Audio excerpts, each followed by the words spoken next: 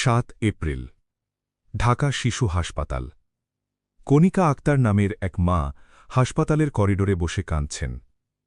সেদিনই তার 6 মাস বয়সী যমজ মেয়ে রিসা হামে আক্রান্ত হয়ে মারা গেছে, আর তার আরেক মেয়ে রুহি এখনও আইসিইউতে মৃত্যুর সাথে লড়ছে। এটা একটা পরিবারের গল্প না। এই মুহূর্তে বাংলাদেশের 61টি জেলায় 41,000-এর বেশি শিশু হামে আক্রান্ত। মারা গেছে 300-রও বেশি শিশু। প্রতিদিন মরছে 15 থেকে 17 জন। কিন্তু সবচেয়ে ভয়ঙ্কর প্রশ্ন হল, যে রোগ টিকা দিয়ে প্রায় শেষ করে দেওয়া হয়েছিল, সেটা হঠাৎ এত ভয়ঙ্করভাবে ফিরে এলো কিভাবে? আসসালামু আলাইকুম, স্বাগতম গণচক্করে। আজকে আমরা এমন একটা বিষয় নিয়ে কথা বলবো যা এই মুহূর্তে সারা বাংলাদেশের লাখো মা বাবার ঘুম কেড়ে নিয়েছে। হাম, একটা রোগ যেটা আমরা ভেবেছিলাম চলে গেছে, কিন্তু 2026 সালে সেটা ফিরে এসেছে ভয়ঙ্কর রূপে। হাম, বাংলাদেশের গ্রামে অনেকে এটাকে ছোট রোগ বলে, কিন্তু আসলে এটা ছোট কিছু না। হাম একটি ভাইরাস রোগ। এটা এতটাই ছোঁয়াচে যে একজন আক্রান্ত ব্যক্তি সুস্থ 18 জনকে পর্যন্ত আক্রান্ত করতে পারে।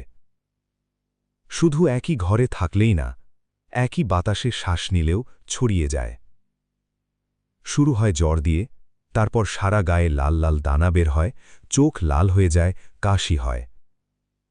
শিশুদের ক্ষেত্রে এটা মস্তিষ্কে আঘাত করতে পারে, ফুসফুসে নিউমোনিয়া হতে পারে এবং মৃত্যুও হতে পারে। কিন্তু সবচেয়ে ভয়ের কথা হল, হামের কোনো সরাসরি ওষুধ নেই। একমাত্র সুরক্ষা হল টিকা।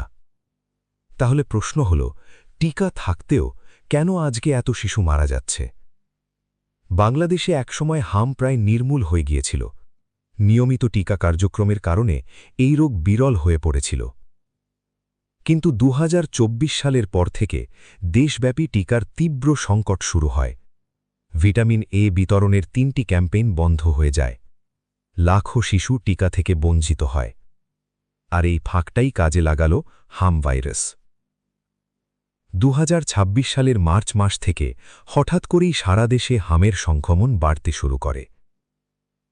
প্রথমে কয়েকজন, তারপর কয়েকশো, এখন প্রতিদিন হাজারের বেশি।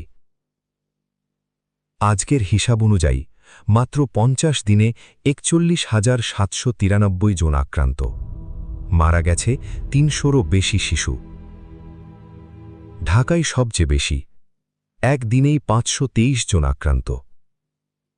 ঢাকা শিশু হাসপাতালে এখন প্রতিদিন 900-র বেশি শিশু নতুন করে ভর্তি হচ্ছে। বেড নেই, জায়গা নেই, মেঝেতে শিশু শুইয়ে চিকিৎসা দেওয়া হচ্ছে। রাজশাহী বিভাগে পরিস্থিতি সবচেয়ে ভয়ঙ্কর। শুধু রাজশাহী মেডিকেল কলেজ হাসপাতালেই মারা গেছে 53টি শিশু। বিশেষজ্ঞরা বলছেন, পরিস্থিতি আরও খারাপ হতে পারে, কারণ গ্রামের অনেক শিশু হাসপাতালে না এসে বাড়িতেই আছে। তাদের হিসাব এখনও আসেনি। তাহলে এখন কি করবেন? আপনার সন্তানকে কিভাবে বাঁচাবেন?